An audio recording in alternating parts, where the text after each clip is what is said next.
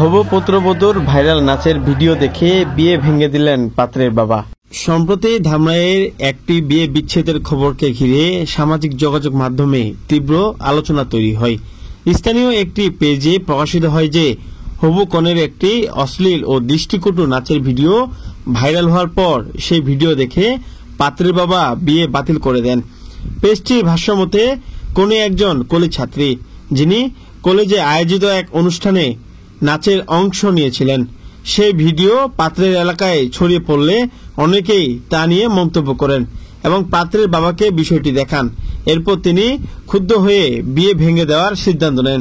সংবাদের সাথে একটি কথিত অডিও রেকর্ড উল্লেখ ছিল, যেখানে কনের বাবা বিয়ে বাতিলের প্রতিবাদ করে বেআইনি পদক্ষেপ হুমকি দেন। উত্তরে পাত্রের বাবা তাকে বলেন, আমাকে ফাঁসিতেও ঝুলাতে পারেন, তবুও এমন যাত্রাপালার মেয়ে আমার ঘরে উঠবে না। পাত্র নিজেও এ ঘটনায় হতাশ প্রকাশ করেন। এ খবরটি দ্রুত ভাইরাল হয় এবং অনেকেই বিষয়টি নিয়ে সামাজিক যোগাযোগ মাধ্যমে নানা মন্তব্য করতে থাকেন। অনেকে ভিডিওটি থাকা মেয়েটির ছবি ছড়িয়ে দিয়ে তার পরিচয় দিয়ে জল্পনা শুরু করেন। তবে এখানে আসে ঘটনার মোড় ঘোরালো ফ্যাক্ট চেক। ভাইরাল হওয়া ভিডিওর ভয়েসটিও বানানো হয়েছিল এআই দিয়ে, যেখানে ছিল না মানুষের কোনো কণ্ঠ।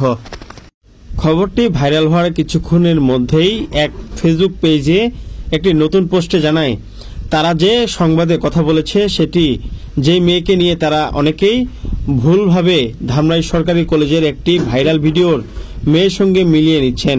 পেজ কর্তৃপক্ষ স্পষ্টভাবে জানায়, এই ধারণা সম্পূর্ণ ভুল। তারা জানান, ভাইরাল হওয়া ছবির মেয়েটির সঙ্গে সংবাদের মেয়েটির কোনো সম্পর্ক নেই। মেয়েটির ছবি শেয়ার করে তাকে হেনস্থা করা হচ্ছে, যা সম্পূর্ণ অনভিপ্রেত এবং অনৈতিক। ফলে দেখা যাচ্ছে বিয়ে বিচ্ছেদের কোনো একটি ঘটনা ঘটতে পারে, তবে সেটিকে ঘিরে যে মেয়েটিকে টার্গেট করা হয়েছে তিনি ঘটনার সাথে জড়িত নন। ভিডিও দেখে অনুমান করে যেভাবে তার ছবি শেয়ার করে সামাজিকভাবে হেনস্থা করা হয়েছে তা মিথ্যা অপবাদ ছড়ানোর শামিল। ঘটনাটি যাচাই না করে এ ধরনের তথ্য ছড়ানো একজন নির্দোষ তরুণীর জন্য সামাজিক অপমানের কারণ হয়ে দাঁড়িয়েছে। সুতরাং হবু পুত্রবধূর ভাইরাল নাচ দেখে বিয়ে ভেঙে দেওয়ার সংক্রান্ত সংবাদটি ভুয়া এবং ভাইরাল হওয়া মেয়েটির সঙ্গে এর কোনো সম্পর্ক নেই। ভুল পরিচয়ের ভিত্তিতে সামাজিক মাধ্যমে কাউকে হয়রানি করা একদিকে যেমন আইনত শাস্তিযোগ্য, অন্যদিকে তা গুরুতর নৈতিক অপরাধও বটে।